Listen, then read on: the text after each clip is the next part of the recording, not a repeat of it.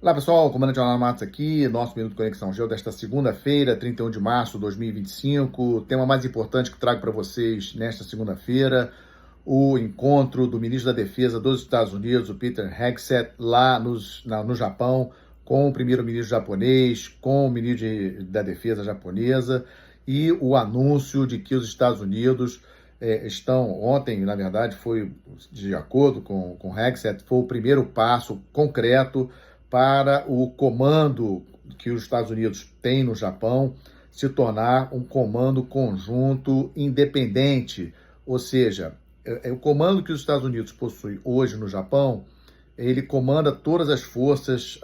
americanas no território japonês. Esse comando ele é subordinado ao Indo-Pacific Command.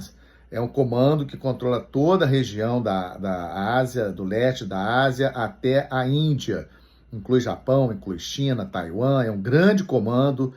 dos Estados Unidos. Esse comando tem sede no Havaí e o comando no Japão, dos Estados Unidos no Japão, era subordinado a esse outro comandante. Eram 3 estrelas dos Estados Unidos no Japão, subordinado a esse 4 estrelas lá no Havaí. Pois bem, pelo que o ministro da Defesa dos Estados Unidos colocou hoje, a intenção é transformar, robustecer esse comando conjunto dos Estados Unidos no Japão para o nível de comando conjunto combatente, ou seja, 4 estrelas no mesmo nível dos outros comandos conjuntos e subordinado diretamente ao chefe de Estado-Maior das Forças Armadas dos Estados Unidos e ao secretário de Defesa. Então, é um movimento que começou, na verdade, lá no Biden, no ano passado, não começou agora, mas o Pete Hegseth, ontem, lá no Japão, foi importante esse movimento dele, porque havia toda uma dúvida por parte do Japão com relação aos Estados Unidos, a postura do presidente Trump, se o presidente Trump, nesse posicionamento dele atual, inclusive a questão das tarifas, se ele iria realmente honrar a parceria, né, que ele tem com os países asiáticos, como é o caso do Japão, Coreia do Sul, Filipinas. Então, o Pete Hegseth primeiro foi nas Filipinas no sábado e ontem esteve no Japão reafirmando essa amizade com o Japão e o primeiro passo para robustecer o comando dos Estados Unidos lá no Japão, elevando para um nível de 4 estrelas e aumentando a quantidade de militares dos Estados Unidos no Japão para cerca de 55 mil militares. É o maior contingente de militares dos Estados Unidos, fora dos Estados Unidos, no mesmo comando. Lembrando a vocês também que já existe lá no Japão uma esquadra dedicada a esse comando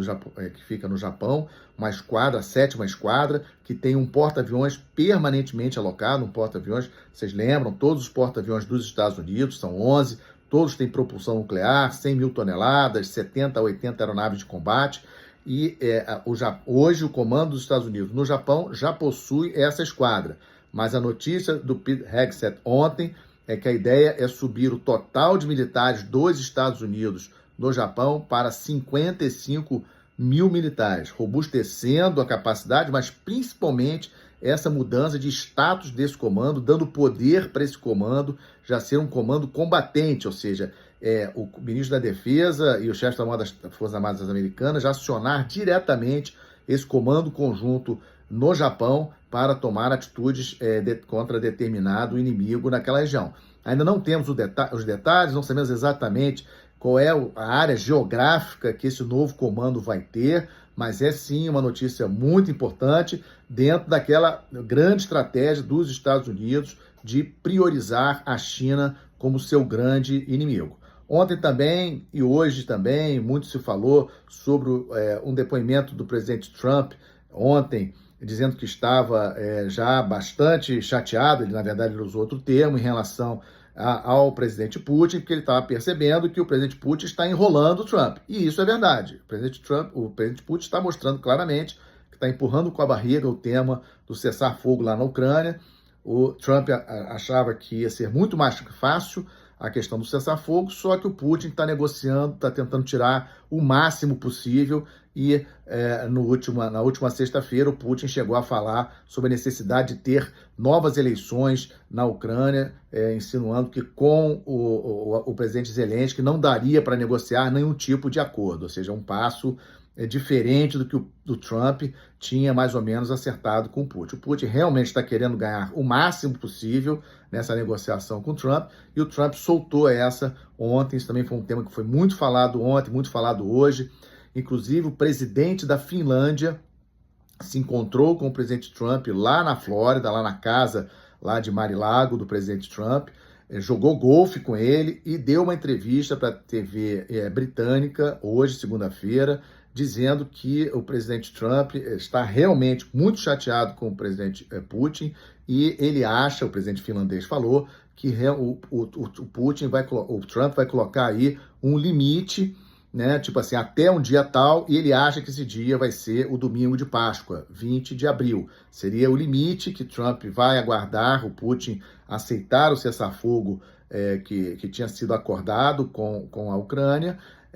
Do contrário, o Trump realmente vai aplicar tarifas ainda mais severas, sanções ainda mais severas à Rússia, especialmente com relação à exportação de petróleo russa. Só para vocês terem uma ideia, a Rússia ainda exporta cerca de 5 milhões de barris de petróleo por dia em navios chamados aí de navios fantasmas, ou seja, é realmente a grande fonte de recursos para a Rússia, e Trump pode, segundo o presidente da Finlândia, que esteve com Trump lá em Mar-a-Lago, Trump vai atacar essa questão, mas deve dar um prazo, deve fixar aí um prazo, e o presidente da Finlândia falou nesse 20 de abril. Vamos aguardar, é um jogo de xadrez muito complicado, né? E mais novidades trarei para vocês no Minuto Conexão Gel desta terça-feira.